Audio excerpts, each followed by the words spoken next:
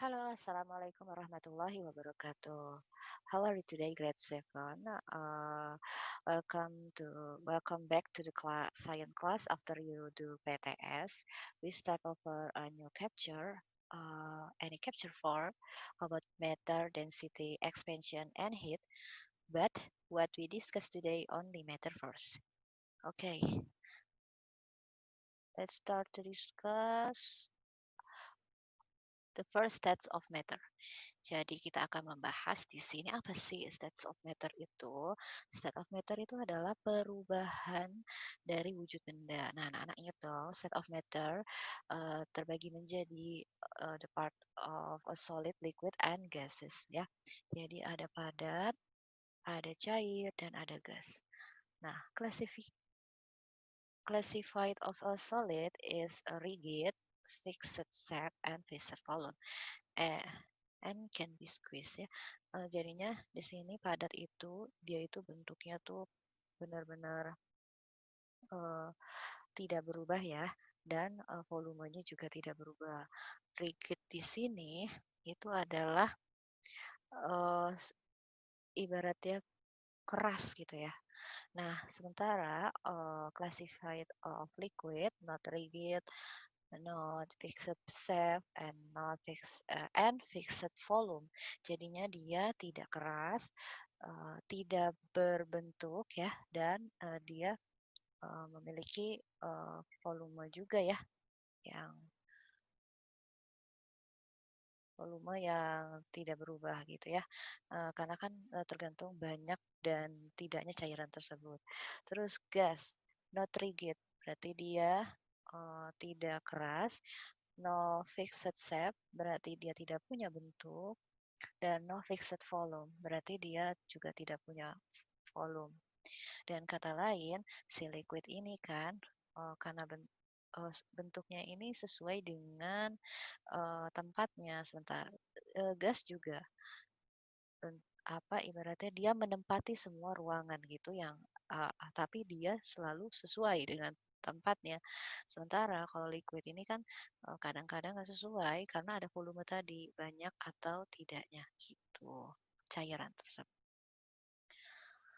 Oke, next part, any changing state of matter can classified as. Jadi ini ada beberapa perubahan wujud benda, yaitu any six state of matter. Yang pertama, the first is melting. Melting itu changing occurs for solid into liquid ya jadinya. Nah, jadi kalau ini mencair ya anak-anak ya, berarti kan dari padat ke cair. Sementara any freezing kebalikannya uh, dari liquid into solid ya. Jadinya dia yang tadinya cair terus dimasukin ke dalam lemari es menjadi padat kayak gitu. Nah, terus yang ketiga atau yang third uh, of evaporation. Evaporation changing occurs liquid into gas ya, jadinya dia dari cair ke gas evaporation. Kamu ingat-ingat aja itu. Dari cair ke gas. Nah, terus habis itu ada condensation. Condensation itu adalah gas into liquid. Jadinya dari gas ke cair. Kita lanjut ya. Uh, yang kelima atau five is sublimation. Sublimation change occurs solid into gas ya, dari solid into gas, and then the last any deposition atau disebutnya crystallization ya, itu dari gas into solid gitu ya, kebalikannya. Oke, next we will discuss about example properties of matters. Kan any three states of matter ya, tadi solid, liquid, sama gas. Ada padat, cair, dan gas. Nah, kalau padat kamu banyak banget di sekitaran kamu. Misal saya kasih contoh aja, ini ada head, itu topi, pensil, skateboard, table, meja, snow. Terus ada bicycle, apple, tree house, and computer. Nih, ada handphone, banyak lah. Yang padat-padat pasti kamu ngerti. Nah, kalau yang cair, liquid, nih, ibaratnya ada di makanan sama minuman kamu. Terus ada di tempat yang buat kita mandi. Pokoknya yang berhubungan dengan air. Water in pool, terus ada milk, drink, hot chocolate, rain, terus abis itu sup, ada juice, dan masih banyak yang lainnya. And others examples ya. Terus gases, any wind, air, wind from fan, terus hot air balance, steam, ada full kabut ya, kayak gitu. Jadi kamu udah bisa membedakan contoh-contoh apa aja sih yang termasuk dari properties of matter solid, liquid, and gases. Kita next. Kemudian, in the matter and equation and addition. Jadi kohesi dan adesi. Kalau cohesion itu, kohesi bahasa Indonesianya, is intermolecular force between similar molecule. Jadi ini cairannya ini sama gitu ya, homogen ibaratnya gitu. Nah, jadinya satu jenis cairan yang sama. Tapi kalau addition is intermolecular force between dissimilar molecule. Jadi ini partikel-partikel yang ada di sini tidak sama atau cairannya itu dari jenis yang berbeda gitu perbedaannya.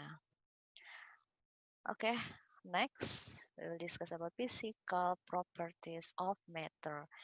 Jadi physical properties is something that can be observed with the sense. Jadi kalau kamu ini ngerasain physical property itu sesuatu yang kamu bisa rasakan dengan sense kamu gitu, panca indera kamu.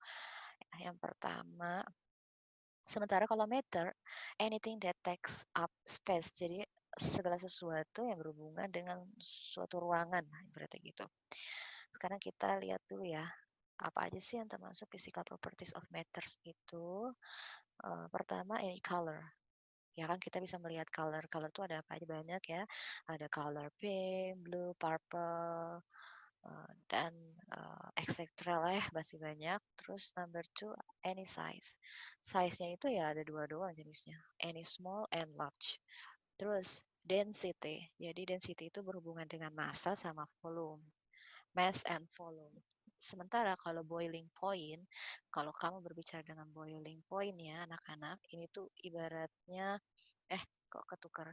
Ini tuh ibaratnya tuh udah suhunya tuh panas sampai 100 derajat Celcius gitu. Dan di sini motion of energy capture-nya itu ya, jadi makin high temperature. Nah, sementara kalau melting point, the temperature at which a given solid will melt. Jadi temperatur ruangan itu memberikan efek panas kan terhadap si es itu, jadinya dia mencair. Sama juga kalau freezing point itu motion of energy release-nya itu particle motion slow down ya, jadinya dia tuh langsung nge-freeze, langsung ngebeku, jadi di 0 derajat Celcius.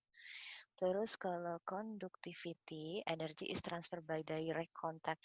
Jadi ini misalkan kita lagi masak nih ya, anak-anak pancinya kan panas tuh ya kita pegang. Nah itu proses di mana transfer energi ke tangan kamu itu namanya conduction gitu.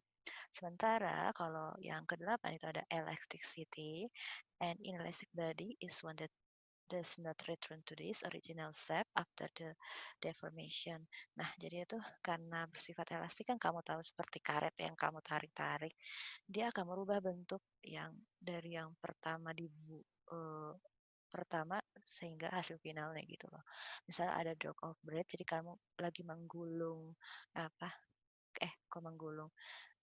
Ngulenin roti gitu ya pakai di apa sih gulungan kayu roti itu sehingga jadi pipih adonan rotinya. Terus ada clay, itu kamu main-main lilin-lilinan ya.